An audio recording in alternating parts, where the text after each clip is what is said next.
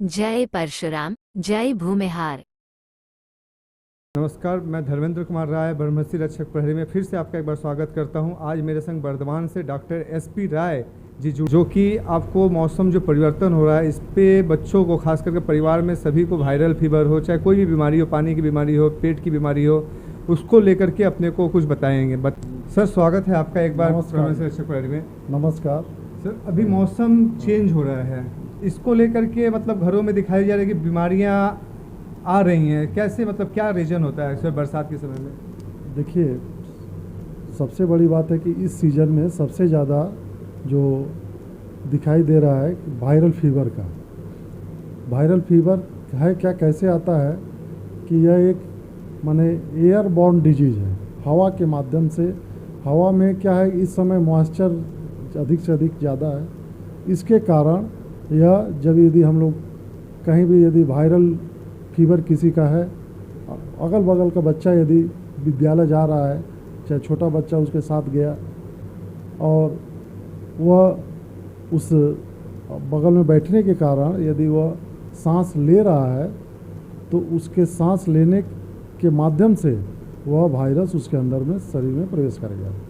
प्रवेश करने के बाद यह नहीं कि सभी बच्चों को यह वायरल फीवर होगा, इसमें इम्यूनिटी पावर के आधार पर यह रोग होता है। यदि मान लीजिए कि 10 बच्चा यदि वायरस इनहेल किया, उसमें से 5 बच्चे का हुआ, 5 बच्चे का नहीं हुआ, तो इसके ऊपर इम्यूनिटी पावर के ऊपर डिपेंडेंट है।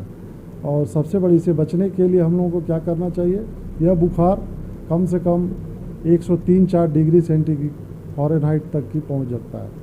और यह ऐसा है कि आँख से पानी, इसका लक्षण आँख से पानी आना, छींक होना, नाक से पानी आना, देह हाथ बदन में दर्द होना, तो आप समझ जाइए कि यह एक तरह का वायरल फीवर है। यह बचने के लिए इसको बहुत सारी अच्छी दवाइयां हैं होम्योपैथ में, जैसे रस्टक्स हुआ, डलका मारा हुआ, बेलाडोना हुआ, इस तरह की तमाम दवाइयां हैं जो कि लक्षण के आधार पर हम ले सकते हैं और इससे काफ़ी फ़ायदा है। सर, मौसम जो चेंज के बाद आप बता रहे हैं कि इम्यूनिटी पावर, तो ये भी तो एक तरफ से मतलब क्या एलर्जी टाइपिक बीमारी होता है?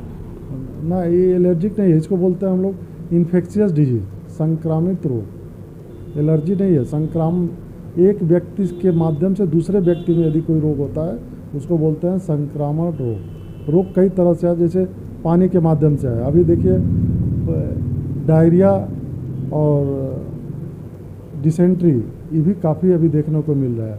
पानी में यदि स्वच्छ शुद्ध पानी न रहे, पानी के माध्यम से हम माने इस तरह का यदि बैक्टीरिया हम ग्रहण कर लिए या प्रोटोजोआ ले लिए तो डिसेंट्री या डायरिया डेवलप कर जा रहा है।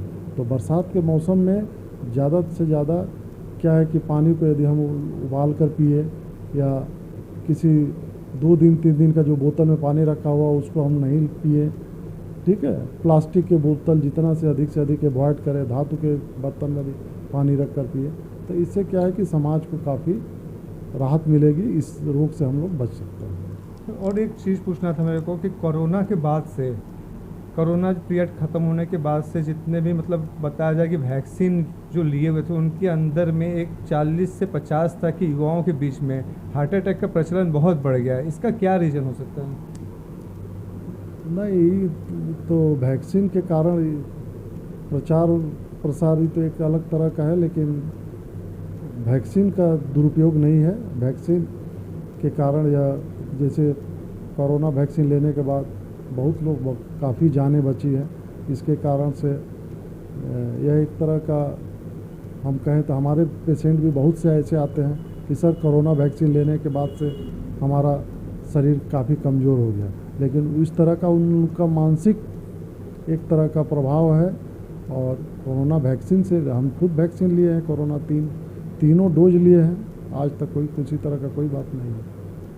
तो अगर ब्रह्मश्री रक्षक प्रहरी का ये जैसे चैनल है, ब्रह्मश्री रक्षक प्रहरी में भी सभी कोई देखेंगे, अगर कोई एडवाइस आपसे लेना पड़े तो क्या वो आपसे कांटेक्ट कर सकते हैं?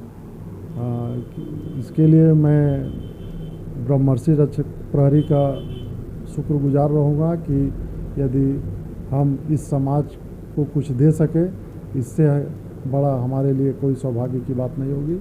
किसी भी तरह का कोई भी समस्या यदि मेडिकल रिलेटेड हमसे यदि कोई सलाह ले तो मैं अवश्य दूंगा, इसमें कोई दो राय नहीं है। धन्यवाद सर।